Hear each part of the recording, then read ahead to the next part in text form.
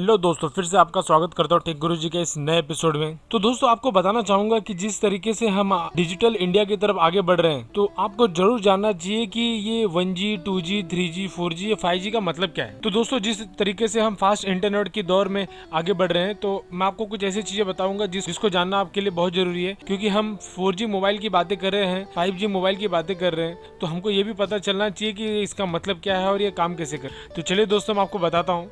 बताने से पहले दोस्तों, आपसे रिक्वेस्ट है, अगर आपने हमारे टेक गुरुजी चैनल को अब तक सब्सक्राइब नहीं किया तो प्लीज़ सब्सक्राइब कीजिएगा।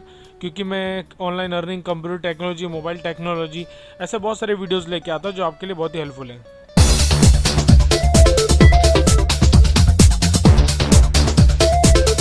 तो दोस्तों, इंडियन मार्केट में कई ऐसे स्मार्टफोन हैं जो 1G, 2G, 3G और 4G को सपोर्ट करते हैं, और हर कोई 4G स्मार्टफोन लेना चाहता है। लेकिन क्या किसी को ये पता है कि ये 4G का मतलब क्या है? जहाँ तक मुझे लगता है दोस्तों, बहुत लोगों को नहीं पता रहेगा कि ये 4G का मतलब होता क्या है। तो दोस्तों, इसीलिए मैं आपके लिए ये वीडियो लाया हूँ जिसमें मैं आपको बताऊंगा कि ये 1G, 2G, 3G, 4G और 5G का मतलब क्या होता है। तो दोस्तों, सबसे पहले मैं आपको बताता हूँ ये जी का मतलब क्या होता है।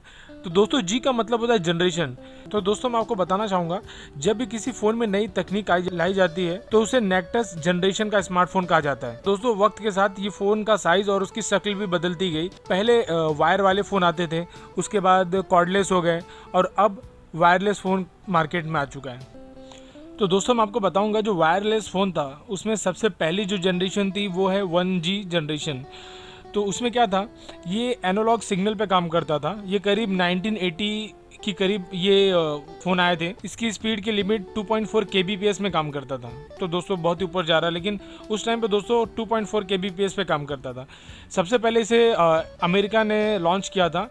और दोस्तों, सबसे खराब बात ये थी कि ये मोबाइल फ़ोन की बैटरी की लाइफ लंबी नहीं थी। उसके अलावा दोस्तों, वॉइस क्वालिटी और सिक्योरिटी लेवल भी अप टू द मार्क नहीं थी।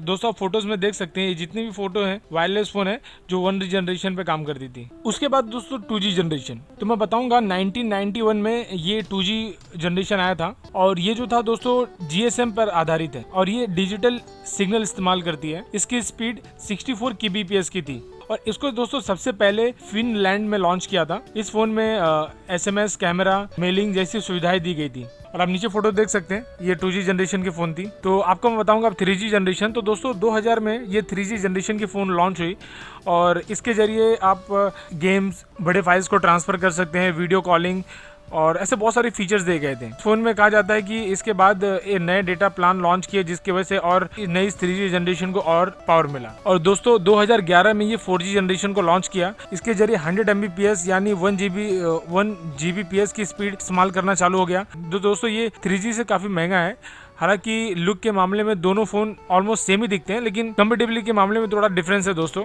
और 5G जनरेशन तो मैं आपको बताऊंगा, अब तक तो दोस्तों इंडिया में नहीं आया है, लेकिन ऐसा एक्सपेक्टेड है कि 2020 में ये 5G जनरेशन इंडिया में लॉन्च होगा। और ऐसा ये भी माना जा रहा है कि इसकी जो कनेक्टिविटी और स्पीड में कोई लिमिट नहीं होगा। ये फ्यूचर का वायरलेस तकनीक होगा, जिससे 5G सपोर्ट और 5G सपोर्ट वाले फ़ोन में काफ़ी ज़्यादा सिक्योरिटी होगी।